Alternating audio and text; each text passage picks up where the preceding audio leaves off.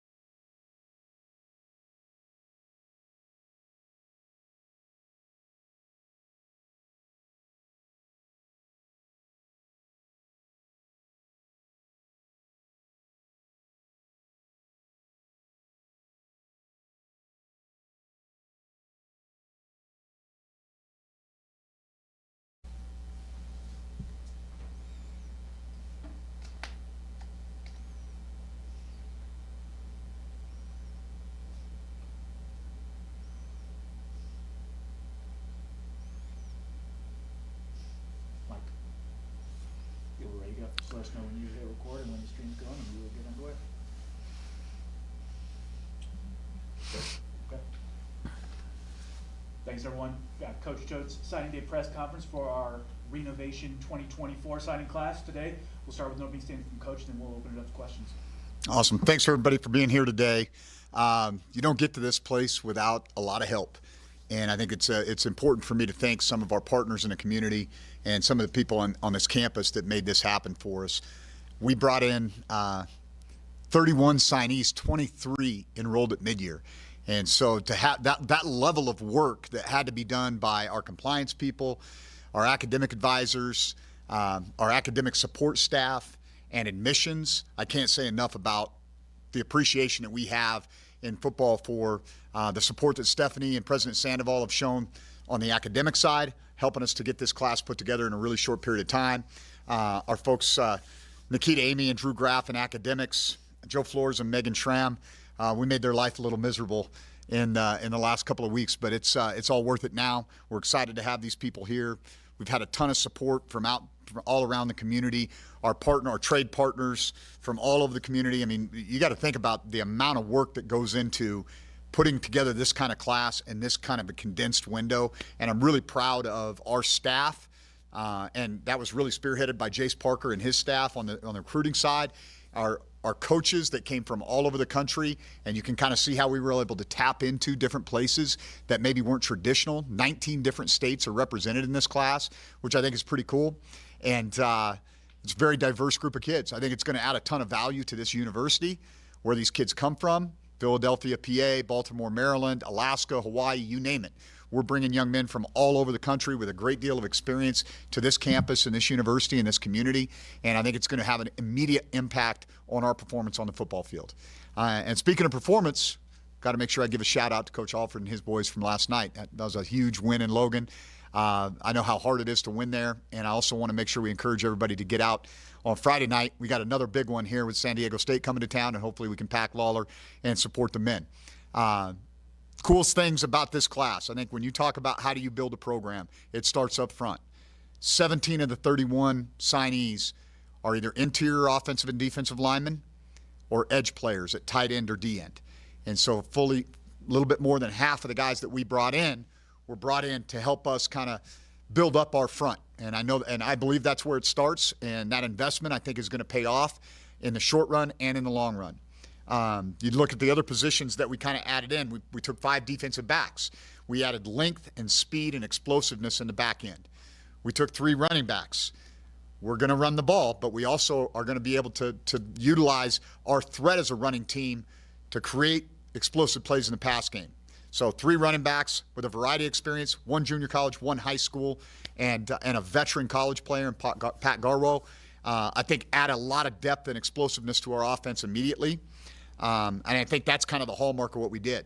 And so I want to shift gears and I want to talk individually about kind of the guys that we should be celebrating the most today, which are the 6 signees that actually put their pen to paper today, starting off with Nehemiah Burleson, a young man who's got an interesting skill set. I think his best days as a football player are ahead of him. Obviously, the Burleson name is no stranger to this place. Dad Nate and Mama Atoya, tremendous athletes, but little big brother Nate is here as well. And so we're excited about what Coach Smith can do with this kid. I mean, he's 6'3" plus, 220 pounds. He's got some explosive first step, and I think he's really just a nice piece of clay that we can kind of mold into a really good player down the stretch for us. Then there were 3 high school interior defensive linemen. David Payne Jr. from North Forney High School, really competitive program in the 6A classification in the state of Texas. This guy was 6'2" and a half, long arms, and 290 pounds out of high school, and very lean up top. So he's got a powerful lower half. I think he's a guy, because of his mass and size, can give us reps right away, which is something that we're going to need on the interior of our defensive line. Another young man from the state of Texas, Jason Douglas Jr., guy that was on DeSoto's 2-time state championship team. In fact, in 2022, he was the state MVP on the defensive side of the ball in that championship game. Tremendous football player from a big-time football program. I think a little bit of lack of size in terms of the big-time schools recruiting him, but he's going to be a guy that in the Mountain West Conference can have an impact and do it quickly. And then Zayden Wallace from Campbell High School in Honolulu is – I don't know where you're going to find guys like this. I mean, I feel I'm like pinching myself that this guy fell in our lap. I think I was telling Chris earlier that Coach Sadat ended up getting stranded on a desert island out there for about 6 days because there was some problems with Alaska Airlines flights, and at least he got us one guy off the rocks, so that was good. So we're extremely excited about Zayden. Another offensive lineman. You can see the theme here as we went down the stretch in this recruiting cycle. Young man by the name of Henry Sellers from Kalispell, Montana. Played at Glacier High School, very familiar with that part of the world as is Coach Armstrong, our offensive line coach. This is a guy that was a longtime commit to NDSU who's got a tremendous history of developing big-time offensive linemen. He's a 6'6" guy who's going to be close to 300 pounds when he walks in the door. He's going to be a developmental offensive lineman, but he's got a tackle body, and that's hard to find, and so we're really excited about what he can do for us in the future. And then Dominic Ball, a running back from Palatine High School in the Chicago area, a young man that Coach Lynch was recruiting all the way along. He was actually committed to Tulane forever. And then there was a coaching change at Tulane. Coach Lynch happened to say, hey, what can we do here? Can we get a trip out of you? He and his family came out, really fell in love with Reno. I encourage you to watch his highlight. It's pretty entertaining. And so it should be an exciting group there. Super excited about that crew. And as I said, I mean, more than anything, just really proud of the work that we did as a staff to get this thing slammed together in the time that we did. And I felt like we met needs in just about every single category. We signed a position, at least one guy at every position, including on the special teams. And I think that's going to be an immediate impact on our program. We have 109 kids in the program right now, 23 mid-year. When we get to spring ball, we're going to be able to accelerate this really quickly. And that was the goal. Build this thing up front, add value, depth, and speed, and then let's launch. And so that's what we're trying to get done here. So with that being said, I'd love to take any questions that you might have. Just with the transfer portal and immediate eligibility being a relatively new thing in college football, how did that help you get this roster in a better position than if that had not been an option? Yeah, it's a slower burn. You know, I went through a very similar situation at Montana State 8 years ago where this was not possible. So it was building it more with what was the common way to do it then was bounce downs, guys that would lost a year of eligibility if they wanted to play at the same level. So they'd be coming down from a Power 5 to the FCS so they could play immediately, and more high school players. And so you see that kind of being the trend right now when you're especially at a G5 school where you've got access and knowledge of a lot of guys at the Power 5 level. I think that's an advantage for me and our staff in that we kind of had our tentacles out a lot over the entire country. And that really allowed us to tap into guys from West Virginia or Boston College, those types of places that would normally not be on the map for us, but those kids are available in the portal and we have relationships with them, and that helped to accelerate them getting here, buying into what we were trying to do and believing in the launch, and there's no doubt we're going to be a way more competitive outfit just based on the talent that we brought in here. It seemed like you guys were pretty successful in terms of official visits turning into commitments. Why do you think that was? Why do you think when people came onto this campus, they wanted to be a part of this? Yeah, I think you got to know who you are. And I think that we did a really good job of selling the people and the place.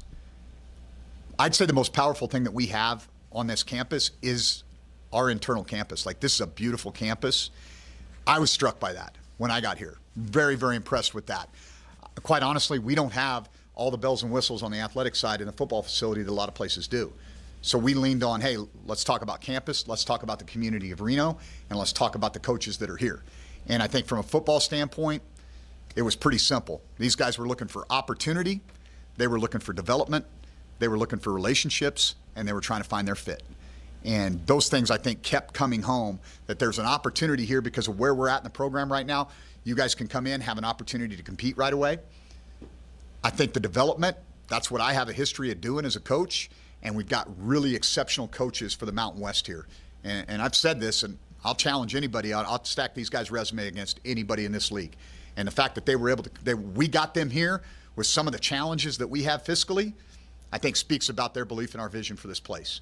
And then the relationship part, it's got to be authentic. And I think more than ever now, kids really struggle with coaches that are trying to sell them a product.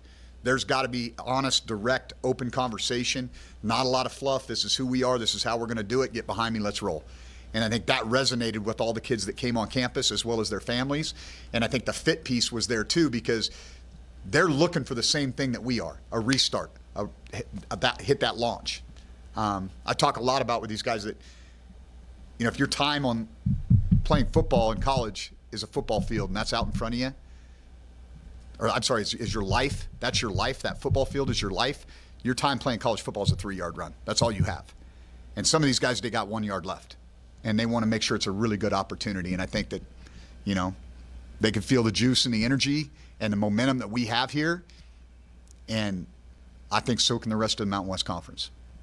Given the numbers you cited, it seems like the offensive and defensive lines were huge priorities. I guess why was that maybe the primary focus in this group of recruits you guys were trying to put together? It's always going to be our focus. I just believe that, you know, like if you can get old and stay old on the offensive and defensive lines, you're going to be a really, really good football team. I think the offensive line for a long time here at the University of Nevada, when Nevada was really, really good, they set the culture in the locker room. And so you've got to invest in that position. You've got to value that position. And, you know, we've got to stop the run too. And so that's how you got to build it from the offensive and defensive lines. And then you build back from there. The better our offensive line is, the better our protection is, the more the receivers get an opportunity to touch the ball, the cleaner the pocket is for the quarterback. Everything ripples off of that. And so that's who we're always going to be. We've got to be a line of scrimmage outfit, and I think that'll help us. And then, you know, recruiting players from 19 different states, but you do have one from Reno, Nevada, Tyler Miller. Mm-hmm. How important is it to make sure that you're still representing Reno in general? Yeah, well, thank you for the question. I think that was probably the hardest thing that happened to us in this recruiting cycle was there really wasn't a lot left in Northern Nevada. We had engaged with a couple of kids. When the coaching change occurred, there was some time, there was some opportunities for kids to go other places, and they chose to do that. And I really appreciate Tyler kind of sticking with us.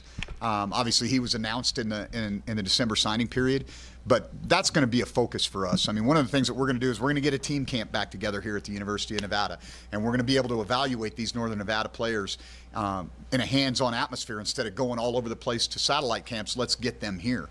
And I know that was something that we did when I was at Montana State, and it made a huge difference in our being able to get a really true evaluation of these kids and get to coach them one-on-one and build those relationships with the high school coaches, which are going to allow us to own Northern Nevada. And that's what we got to do.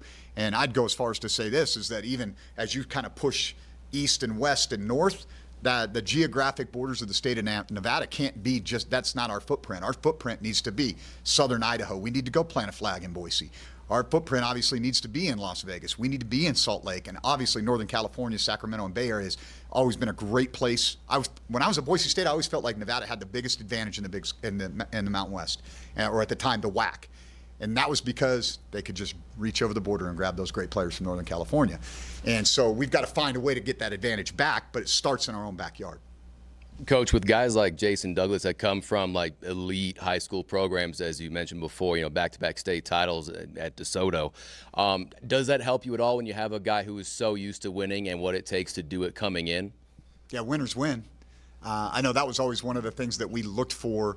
Like, for example, if everything was equal, you're evaluating a kid and you're kind of just grasping at straws to separate. They're about the same size. They're about the same, weight. All the measurables match up. All the intangibles match up.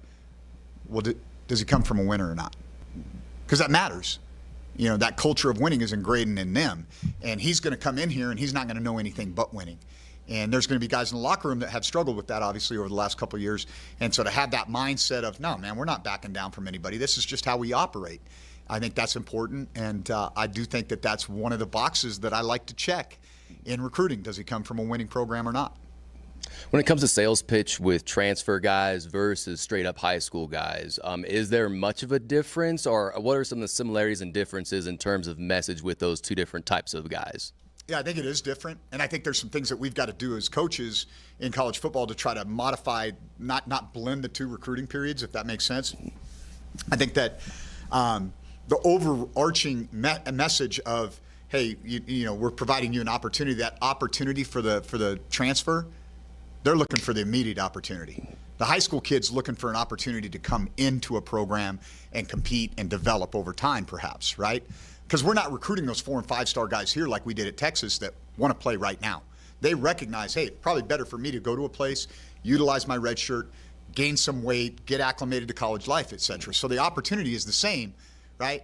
One has to be right now, one maybe is a little bit more down the road, right? The development is different. What does your strength and conditioning program look like? What does your nutrition program look like? That's important to the veteran guy, but probably more important to the high school guy. The academic piece, because they're only going to be here for a year, or maybe they're looking to get a grad certificate. That's a very small piece of it for the transfer, right? That's a much bigger piece for the high school kids. So it's all the same stuff. It's just how to prioritize it based on where they're at in their career. When it comes to the transfer portal, and you obviously hit it pretty hard this time around, and it reminds me of what Texas State did and how they flipped the script real quick in just year one under Kenny. Do you think that kind of jettisoning and getting to bowl eligibility in year number one is a realistic goal? I wouldn't be here if I didn't. What level of importance do you put on the first class in terms of setting the tone and giving kids kind of hope for the future? Well, I think it's really important from the standpoint of the buy-in of the players, right? So, like, there's a group of, I explain this to our guys. There's going to be camps in the locker room, right? There's going to be, hey, this guy's a Choate guy, and these guys were here with the previous regime, right? And what's got to happen is you've got to select the kids correctly so that they are willing to build those bridges, and that's what we're in the process of doing right now, is becoming one team. And I think if there's one thing that resonated with me when I spoke with each one of these kids back in December was that being unified is an important priority for me to bring forward with this team, because that's been an issue. And so I think the guys that are coming into the program being willing to adapt to our culture, and the guys that were in the program under the previous regime being willing to accept these new guys is going to kind of be a big predictor of our success. The quarterback position was something that this team didn't get a whole lot out of last year. What level of importance do you have in terms of bringing in Chubba Purdy, and what can he bring to the table, especially with the name given the Super Bowl and his brother this week? Yeah, I think a guy that a lot of people are overlooking is the first one we signed, Anthony Grigsby. Just threw for 3,500 yards and was a big-time winner at College of San Mateo. And so I think that in my opinion, there's two guys in the program that have played football here at Nevada who are going to have every opportunity to compete and win that job. And then there's two guys that are coming in that are going to have the same opportunity, right? And I'm going to be candid with you. Their last name will not have any bearing on my decision as to who the starter is. It's going to be about their production, and it's going to be about how they assimilate into our culture and how hard they work. And I know Chubba wouldn't want it any other way, and neither would be Lou or AJ or Griggs or any of these other guys. And so I think that's one of the things why kids are going to come play for me. It's not going to be about politics. And I'm going to add value to their life outside of football, but the best guys are going to play. And it's not going to be based on who your dad is or what your last name is. It's what you do. And that's what I believe about life in general, and it's certainly what I believe about leading a football program. Well, the philosophy of getting kids from a bunch of different areas, just how special is it to have that opportunity where you're not just focused on one region and you kind of get what you get if you only tap into that one area? Well, I think it's really cool for the guys in our program. When I looked at that map and I was like, holy cow, we've got 3 kids from Philadelphia, Pennsylvania, 2 from Chicago, a kid from Baltimore, these kids from the Southeast, Alaska, Hawaii. Like, one of the coolest stories that we haven't even talked about is this Jace Henry character, right? This guy was from Fairbanks, Alaska, went to Dartmouth. He's getting an engineering degree from Dartmouth, but he's a 6'4", 270-pound tight end. We signed bookend 6'4", 270-pound tight ends. We may as well be playing with 9 offensive linemen out there sometimes, right? And so, like, I think there's some cool stories, but there's some cool perspective.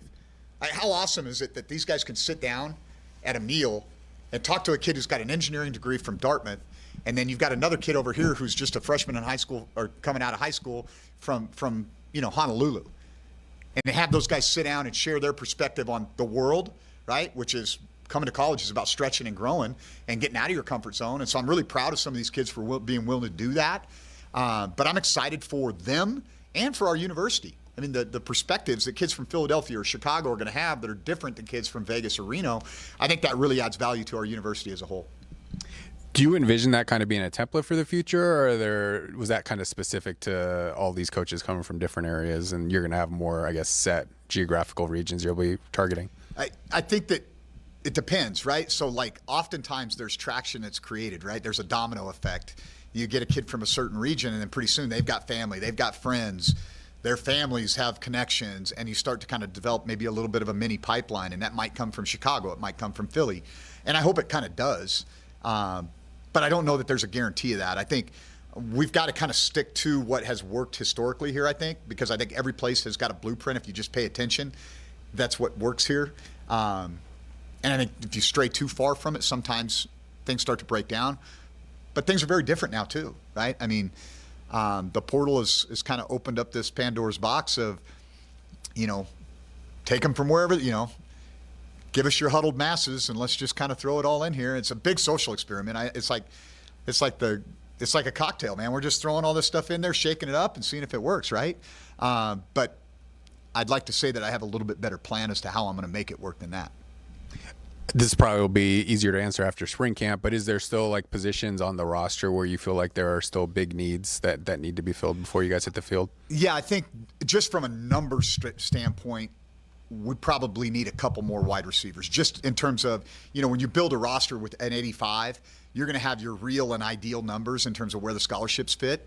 And right now we're just a little bit below where our ideal numbers would be at that position. And so I would anticipate that being a position of need, not because we have guys that we don't feel good about. I actually feel like it's one of the more talented positions on our roster right now, but just so that we have our numbers right. And then there's going to be others too, Chris. Yeah. What's kind of been the reaction of the current players on the roster as you try and build this thing up and get them competition? How involved, I guess, were they in recruiting as you brought guys onto campus? I don't know, Aaron. We should probably have these guys ask them at some point. I mean, I think they're going to give me one answer, right? I can tell you what I think. I don't want to speak for our young men and our players, but I think that they feel like this guy's got a plan. He knows what he's doing, and let's give him a chance. That would be my gut. We've had no issues. These kids have been really, really good so far. And let me say this, I think by and large, we had good kids here. That wasn't the problem. It wasn't like we had a bunch of guys that were going around causing problems in the community and those types of things. In fact, they were leading the Mountain West Conference in community service hours year after year. And so that's been awesome that I haven't had to deal with that. But now we got to see how competitive are these guys. When it gets hard, how are they going to respond? And we're trying to build some resilience right now, and that's a big part of the task that we have in front of us, besides just building them physically and teaching them new schemes. I did want to ask you about planting a flag in Las Vegas. You had a tweet out there, and Coach Odom and you had a little back and forth. Do you know him very well? I guess what was Never your... met him. Okay. Never met him. What was your take from that whole... I kind of like the guy, just even though I've never met him. He and I probably have some things in common, I suspect, personality-wise, and so... I respect guys that do this for a living. I want to make that clear. Like, what we do is hard, demanding, and we expose ourselves and our families to a lot of different things that most normal people are like, I don't think I want to have anything to do with that. And so, I have a ton of respect for anybody that does what we're doing in this profession. But I like to have some fun too. And you know, I think the message is, yeah, hey, the fan base here, especially the football fan base, probably not sticking their chest out and wearing their blue down in Vegas right now, right? But we got to give them a reason to get excited. And I think that, you know, part of that is confidence. You got to have a belief that you can do it before you can do it. And I know I can do it. I'm just looking forward to the opportunity, you know. And it may not go our way every Saturday. That's the way this game goes. But we're not gonna back down from anybody. Is there, like, if I asked you one thing that most excites you about this class, what would that be? Yeah, I think the diversity. Like, I think just there's a, you know, I hope that the people out there can get to know these kids, because just like their stories are so unique from where they come from, different places. I mean, first generation kids whose parents are from West Africa that, you know, 13 people living in an apartment on the upper west side of Philly, like these kind of cool stories that you don't really get to know about. And for me, one of the things I do like about recruiting that maybe a lot of people wouldn't think, it's just the opportunity to engage with a lot of interesting people and from different places. And so I love this diversity that we have that's kind of going to make us very unique, I think. You kind of emphasize that a locker room is a very key point to building a team. How would you describe the culture that you want in your locker room in like one word? I have three. 3 words. Unified, competitive, tough. That's what we're trying to create. A really tight team that hates to lose, and when things get difficult, they're going to respond the right way. Andrew and Kurt, you guys have any more questions? I just got one more.